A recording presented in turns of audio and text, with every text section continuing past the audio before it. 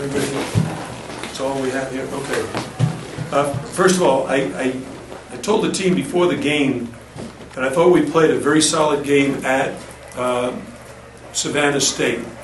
And we played well for a little over 30 minutes. We had one bad segment. And that I wanted them to play a full game, 40 minutes, start to finish, defensively, offensively, and we did. This is our best game of the season so far. We shared the ball. We did, had 13 assists. We only had 7 turnovers. We shot 47%, which is good for us. We defended well. We held them to 38%. Now they did make some threes late, but first half they were only 3 for 10. So they went to the 3-point game late because we were leading, and yet we responded very well every time they tried to make a run. So I think our players gave themselves a very, very nice Christmas present to end this first semester of games, although we come back right after Christmas. So. When they cut it down to 8, what did you see, the way your team responded? That's the first time we accepted the challenge.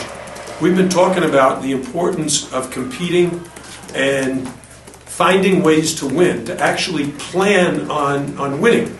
So we've played all these 5-minute games, and there's a score at the end of the game, and it's like 52 all, it's 58-57, and we've been practicing that, and it's worked very well because, someone's got to make a game-winning free throw, someone's coming down and executing a play, the defense has to stop them, so it's been very, very good for us, and when we get back, we're going to continue in that direction and see if we can continue our progress, because today was a really good step forward. What enabled you to build that lead in the first half, the 10 unanswered points? What happened during that stretch? Well, the first thing that happened in the game is they took off and ran on us, and we didn't get back and set our defense quickly enough. And they had 12 points in 3 minutes or 4 minutes. But then they only had 24 points at the half. So the first 4 minutes they get 12, and in the last 16 minutes they get 12 more. So the defense got back, it stopped them, made it more difficult. We challenged shots. Donovan Kirk, and he had 4 blocks. Tanya had a block. We had a bunch of challenge shots. We might have even gotten another block or two that didn't get recorded because they have, someone else did. James Kelly blocked the shot. So when you're contesting shots without fouling, they only got 9 free throws on us to our 18. So we won a lot of different categories, and it was a well-balanced effort. Ryan had 17, Donovan had 9, Gary is 13, James Kelly 10. Tanya had his best game with 9 points, 7 rebounds, and some excellent defense inside. So very good overall team effort. Once you guys did get back, and that zone was really effective against them. Yeah, we've never been a zone team, but this team is developing a good mentality for it. So we got to get better at defending the 3.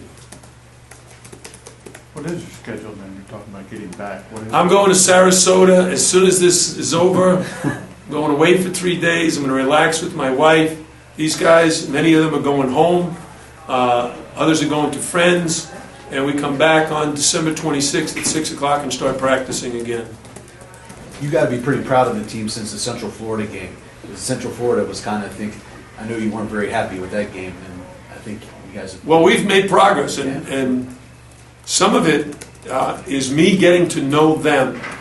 If you've noticed, I've reduced the rotation. In the last 2 games, I've only played 7 guys.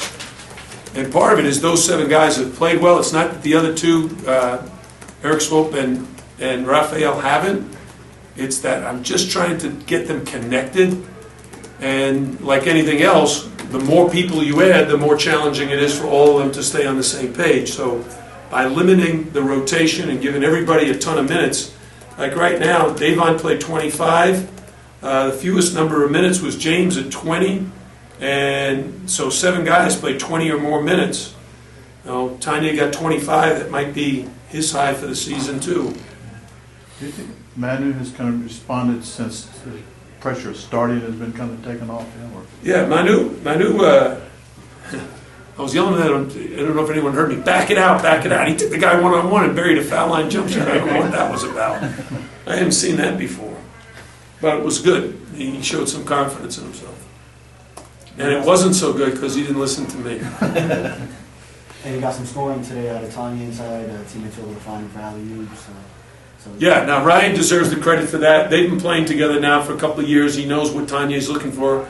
Not only did he hit Tanya, but he got James Kelly one like that as well. When Ryan and Garius end up curling into the lane, it's really challenging for the defense to figure out if they should try to block Ryan's shot or stay home with their man. And we've adjusted our offense. We've added what we call chin. It's a different set of looks for our guys, and it worked very well today.